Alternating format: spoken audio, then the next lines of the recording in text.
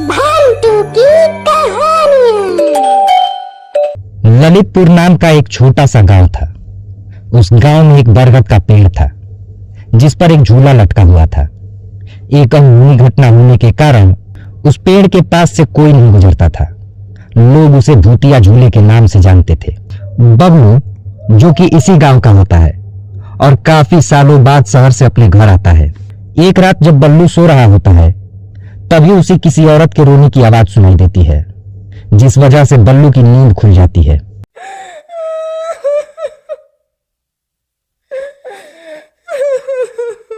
अरे ये कौन है जो इतनी रात गए चिल्लम चिल्ली मचा रखा है? लगता है मेरी पत्नी ने मायके जाने के लिए फिर से कोई नई नौटंकी चालू कर दी है। क्या करूं मैं इस औरत का? जीना हराम कर रखा है इसने। चल कर देखता हूं कि अब क्या माजरा है। बल्लू उठकर किचन की तरफ जाता है तो देखता है कि उसकी पत्नी महिमा अपने किचन में काम कर रही है। अरे भाग्यवान, अब क्यों रोना धोना मचा रखा है तुमने? बोला तो है मैंने तुमसे कि अगले महीने अपने मायके चली जाना। चिंटू का भी तो पढ़ाई नुकसान होगा, कम से कम चैन से सोने तो दिया करो। आपका दिमाग तो ठीक है ना? भला मैं क्यों रोने लगी? अपने कान का इलाज करा लो तुम। मुझे लगता है तुम्हें कुछ ज्यादा ही सुनाई देने लगा है। अरे वो सब तो ठीक है, लेकिन इतनी रात को तुम किचन में क्या कर रही हो? अरे मेरे पति देव, आप तो ये भी भूल गए कि कल आपकी बहन आने वाली है। अगर उसने घर का सारा सामान इधर उधर बिखरा हुआ देखा तो पूरे रिश्तेदारों में मेरी शिकायत करती फिरेगी। इसीलिए साफ सफाई कर रही हूँ। तभी वो रोने की आवाज उन्हें फिर से सुनाई देती है और इस बार वो आवाज महिमा को भी सुनाई देती है। देखा, मैंने कहा था ना कि किसी के रोने की आवाज आ रही है। अजी, कहीं ये आवाज उसी बरगद के पेड़ पर लटके झूले से तो नहीं आ रही जिसके बारे में गांव वाले बात कर रहे थे? तुम भी बौरा गई हो महिमा। क्या तुम भी गांव वालों की बात में विश्वास करती हो? ये सब फालतू की बातें हैं। भूत प्रेत जैसी कोई चीज नहीं होती। चल कर देखते हैं कि ये आवाज आ कहां से रही है। फिर बल्लू खिड़की की तरफ जाता है तो उसकी आंखें फटी की फटी रह जाती हैं। उसे झूले पर एक औरत दिखाई देती है जो रो रही होती है। अरे महिमा, जरा देखो तो सही, यहाँ झूले पर कोई बैठा हुआ है। फिर महिमा जल्दी से खिड़की की ओर जाती है और उस औरत को देखने लगती है। अजी, कहीं ये वही चुड़ैल तो नहीं जिसके बारे में गांव वाले बात कर रहे थे? तुम्हारा दिमाग तो खराब नहीं हो गया? वो सिर्फ एक औरत है। वो किस एंगल से तुम्हें चुड़ैल दिख रही है? अजी, लेकिन इतनी रात गए कौन पेड़ के नीचे झूला झूलता है? तुम रुको, मैं अभी जाकर देखता हूँ। तुम्हारा दिमाग तो ठीक है ना? क्यों मौत के मुंह में जा रहे हो? तुम्हें मरना है क्या? मैं आपको कहीं नहीं जाने दूंगी। तभी वह चुड़ैल अचानक से गायब हो जाती है। ये सब देखकर वे दोनों डर जाते हैं। अरे रे, वो देखो, वो गायब हो गई। अब तो आपको यकीन हुआ वो कोई आम औरत नहीं थी। तुम सही कह रही हो महिमा, इस झूले में जरूर कोई गड़बड़ है। इसीलिए कोई भी गांव वाला इस झूले के पास नहीं भटकता है। अजी, आज तक तो हमने इस झूले के बारे में सिर्फ अफवाहें ही सुनी थी। आज तो अपनी आंखों से देख लिया। मैं इस घर में अब और नहीं रहने वाली। अगले दिन बल्लू की बहन अपने पति और बेटी के साथ उसके घर पहुंचती है। अरे बबलू भैया, बबलू भैया, कहाँ हो तुम? बबलू और महिमा दोनों बाहर आते हैं। बबलू अपनी बहन को देखकर बहुत खुश होता है। अरे महिमा, तुम आ गई। तुम्हें यहाँ आने में कोई तकलीफ तो नहीं हुई? जी नहीं भैया, हम यहाँ आराम से पहुँच गए। राहुल कहाँ है? वो कहीं दिखाई नहीं दे रहा। मुझे तो लगा था कि वो अपनी बुआ की राह देख रहा होगा, लेकिन उसका तो कहीं अता पता नहीं है। अरे नहीं मनीषा, ऐसी कोई बात नहीं है। वो तो सुबह से ही तुम्हारे आने का इंतजार कर रहा था, लेकिन आज स्कूल में उसका कोई एग्जाम था, इस वजह से उसे स्कूल जाना पड़ा। वो बस आता ही होगा। फिर वो लोग पूरा दिन हंसी मजाक और बातें करते हुए बिताते हैं। शाम को राहुल जब स्कूल से आता है तो वो अपनी बुआ को देखकर बहुत खुश हो जाता है।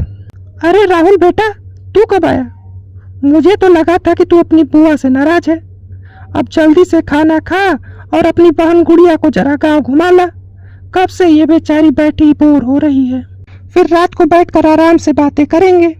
फिर राहुल गुड़िया को गांव घुमाने ले जाता है और वो दोनों बगीचे में खड़े होकर बातें करने लगते हैं। तभी गुड़िया की नजर बरगद के पेड़ पर लटके झूले पर जाती है। अरे वाह झूला, मुझे झूला झूलना बहुत पसंद है। राहुल चल चल कर झूला झूलते हैं। नहीं गुड़िया, उधर मत जा। माँ पापा ने उस झूले के पास जाने से सख्त मना किया है। गांव वालों का कहना है कि उस झूले पर एक चुड़ैल का वास है। मुझे पता है राहुल, तू मुझे डराने के लिए ऐसी बातें कर रहा है, लेकिन मैं नहीं रुकने वाली। कभी कभी तो गांव के ऐसे झूले पर झूलने का मौका मिलता है, वरना शहर में ये सब कहाँ है। राहुल के लाख मना करने के बावजूद गुड़िया नहीं मानती और झूले पर जाकर बैठ जाती है और गाना गाते हुए झूला झूलने लगती है। सावन के झूलों ने मुझको पुकारा, मैं परदेसी घर वापस आया। आज तो मजा ही आ गया। तुम तो बेकार में ही मुझे डरा रहे थे राहुल। आज तू भी यहाँ मेरे साथ बैठ और झूला झूल। अब झूल लिया झूला तुमने तो अब जल्दी से घर चल, काफी देर हो चुकी है हमें। फिर दोनों घर की तरफ चल देते हैं। घर पहुंचकर सभी साथ में खाना वगैरह खाकर सोने चले जाते हैं। लेकिन रात होने पर जब सभी सो रहे होते हैं तभी गुड़िया की नींद खुल जाती है। उसकी आंखें लाल हो जाती हैं और वह घर से निकलकर झूले की तरफ चल देती है और झूला झूलने लगती है।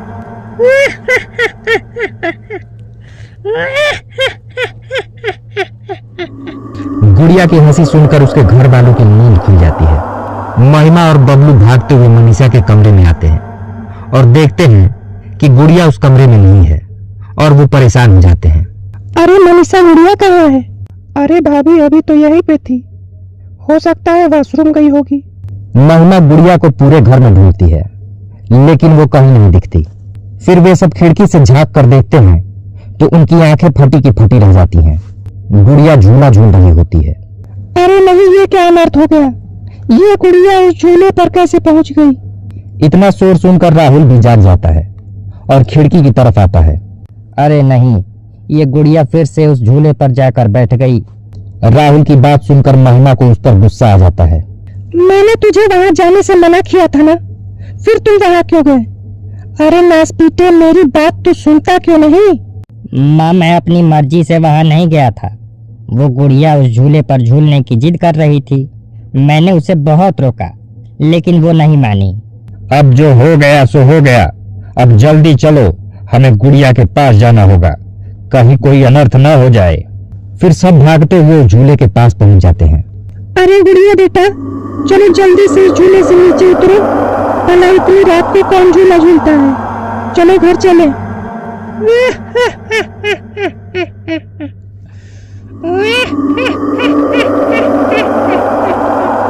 जरा इसकी आंखें तो देखो।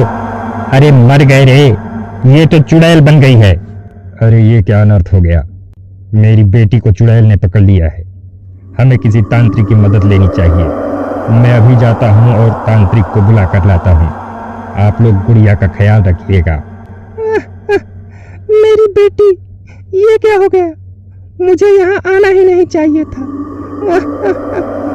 तभी शोर सुनकर गांव के कुछ लोग वहां इकट्ठे हो जाते हैं। अरे बबलू भाई, क्या हुआ? इतनी रात गए झूले के पास क्या कर रहे हो?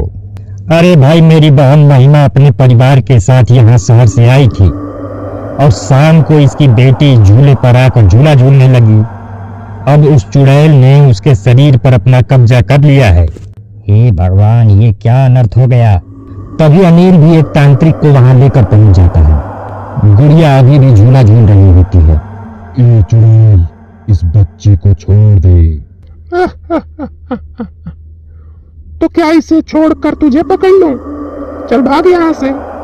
आज वर्षों बाद तो यहाँ किसी के शरीर में मुझे आश्रय मिला है और तू चाहता है कि मैं उसे छोड़ दूं? तेरी बातों से मुझे इतना पता तो चल गया कि तू एक ढीठ किस्म की चुड़ैल है। तू ऐसे नहीं मानने वाली। रुक, तुझे अभी बताता हूँ।